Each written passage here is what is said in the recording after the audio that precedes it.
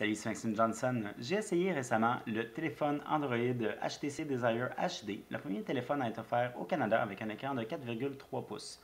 C'est un téléphone qui est offert chez TELUS et on va aller voir d'un petit peu plus près si c'est un bon téléphone ou non.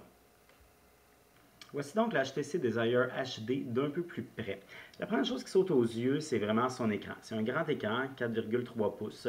Moi, c'est un format, honnêtement, que j'adore. Ça faisait longtemps que j'attendais qu'un appareil soit lancé comme ça au Canada. C'est vraiment un format c'est facile à lire, c'est agréable à lire, en fait. Tous les jeux sont plus beaux lorsqu'ils sont plus gros. Les photos sont plus grandes. Tout est vraiment, tout va mieux. Lire sur une carte, ça va mieux et autres. Et en plus, c'est pas si gros que ça. Donc, c'est pas trop gros dans la poche, c'est pas trop gros dans la main. Peut-être que si vous avez une toute petite main ou une toute petite poche, vous direz différemment. Mais pour des gens normalement proportionnés, ça devrait bien se passer. Je vais regarder un petit peu du côté matériel. Alors, on a ici, on peut voir la finition d'un peu plus près. C'est une finition haut de gamme. C'est vraiment beaucoup mieux que, par exemple, le Desire original, donc qui était en plastique. Celui-ci est de métal avec quelques petites parties ici dans une espèce de plastique au fini un peu caoutchouteux. C'est comme très agréable quand même à tenir en main. Comme on peut le voir, j'ai un appareil photo numérique de 8 mégapixels et un flash double. Alors l'appareil photo par exemple, c'est pas vraiment la grande force de HTC malheureusement, mais ça devrait faire des photos quand même correctes. Le système d'exploitation, c'est Android 2.2 équipé de l'interface HTC Sense.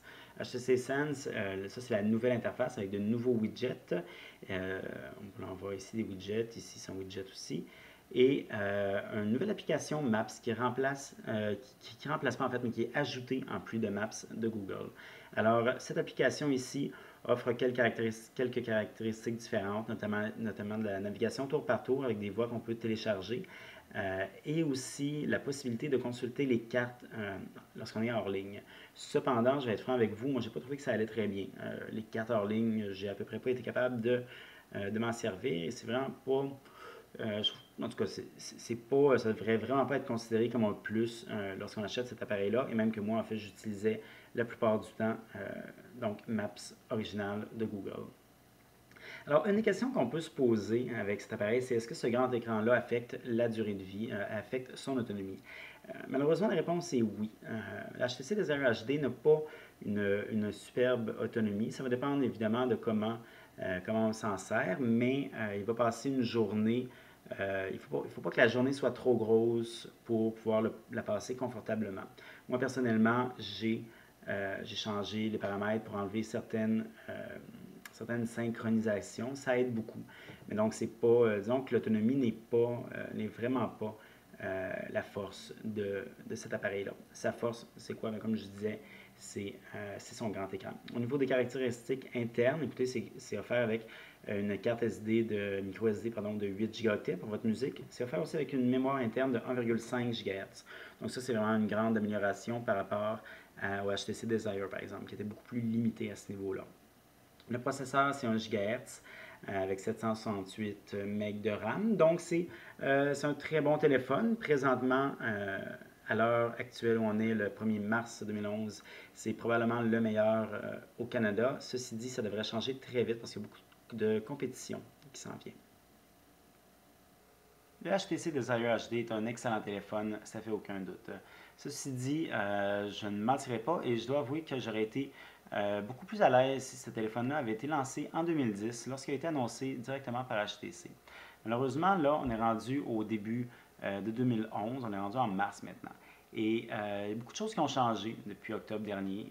Entre autres, maintenant, les téléphones qui viennent d'être annoncés possèdent à peu près tous une caméra avant.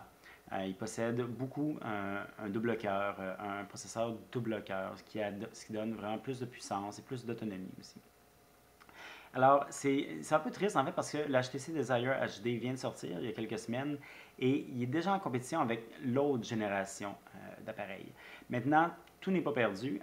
Présentement, celui-ci est vendu 129 $ avec une entente ou 500 $ sans entente. Donc, ça va vraiment dépendre de comment est-ce que TELUS et les autres opérateurs vont ajuster leur prix avec les téléphones haut de gamme de 2011 qui s'en viennent, comme le Motorola Atrix par exemple.